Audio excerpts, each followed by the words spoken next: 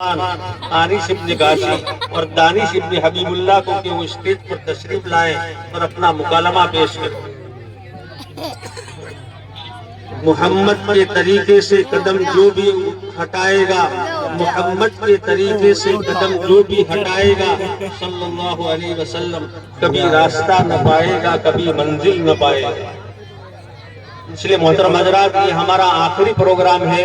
इसके बाद खत्म कुरान का सिलसिला और उसकी मजलिस होगी, फिर दुआ होगी, फिर इंशाअल्लाह इनाम का सिलसिला होगा। इन बच्चों को अल्लाह पाक, हम अगर इन बच्चों को खुश करेंगे अल्लाह हमें खुश करेगा। इस सिलसिले में आपसे गुजारिश है कि आखिर तक दुआ तक बैठे। हजरत का बयान भी होगा इंशाअल्लाह, हम सुने गौर से और उस पर अमल करने की नीयत करें। अस्सलामु अलैकुम व रहमतुल्लाहि व बरकातुहू।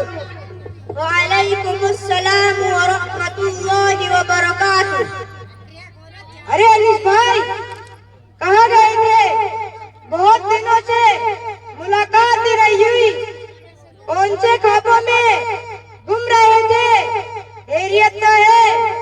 अरे सोहेब भाई, वैसे तो सब मिलाकर खैरियत ही है, लेकिन घर में मेरी बूढ़ी अम्मा है, उनसे बड़ा परेशान।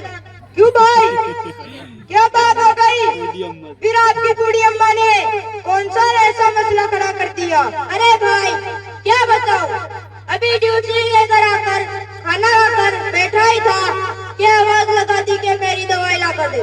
अरे भाई, ऐसा लगता है कि आपकी अम्मा की तबीयत खराब है। हाँ, वैसे तो कोई खास बात नहीं है, ये तो इनका रोज का मामला है।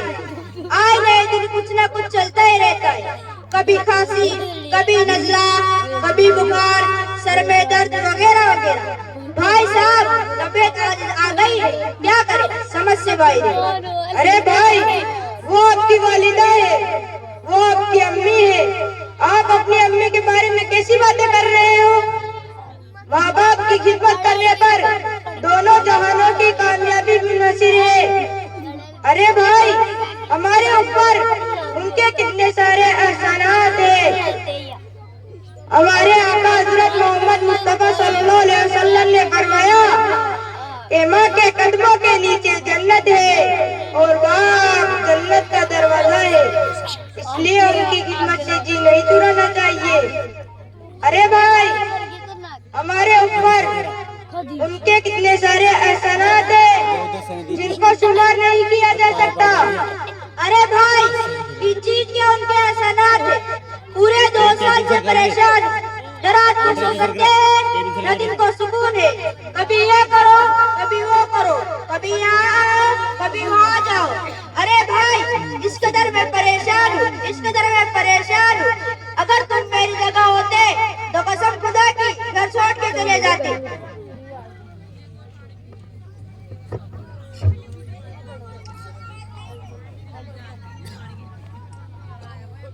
अरे ओ परेशान साहब, अस्सलामु अलैकुम व रहमतुल्लाहि व बरकातुहू। व अलैकुमुस्सलाम व रहमतुल्लाहि व बरकातुहू। मैं काफी देर से आपकी बातचीत सुन रहा था।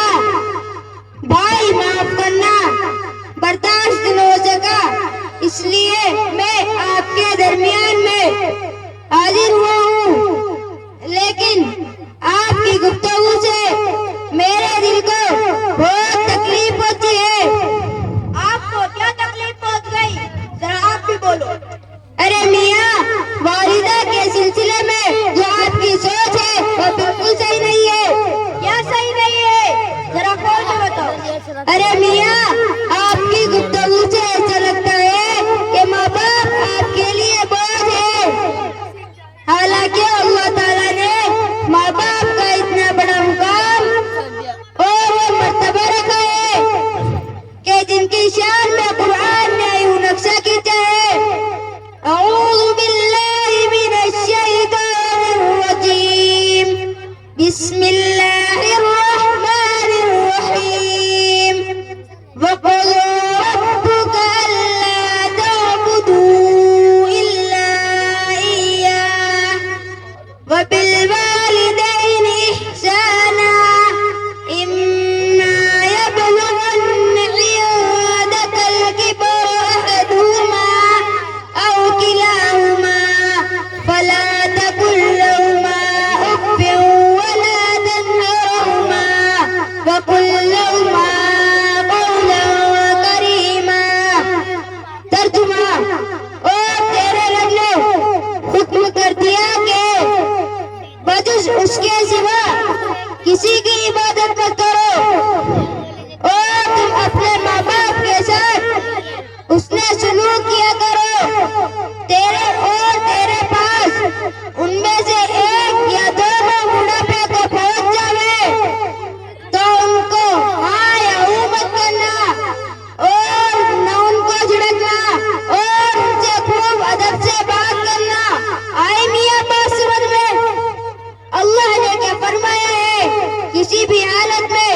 कहने की भी इजाजत नहीं है।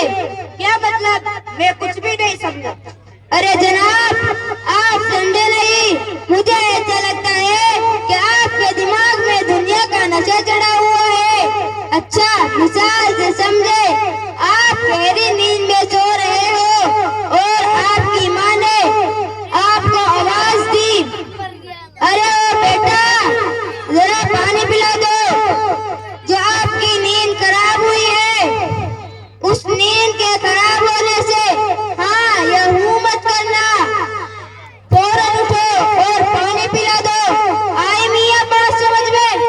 जी हाँ, बात तो समझ आ गई, लेकिन भाई, मैंने अपनी माँ की इतनी खिदमत की है, इतनी खिदमत की है कि उनका हक अदा हो गया। अब मेरे ऊपर कोई हक बाकी नहीं रहा। अरे जनाब, आप क्या बोल रहे हो? जरा सोच कर बोलो।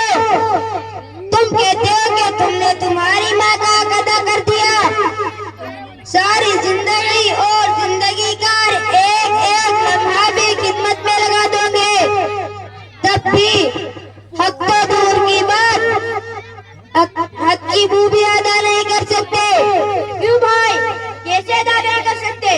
अरे अनिस भाई, जरा सुनिए।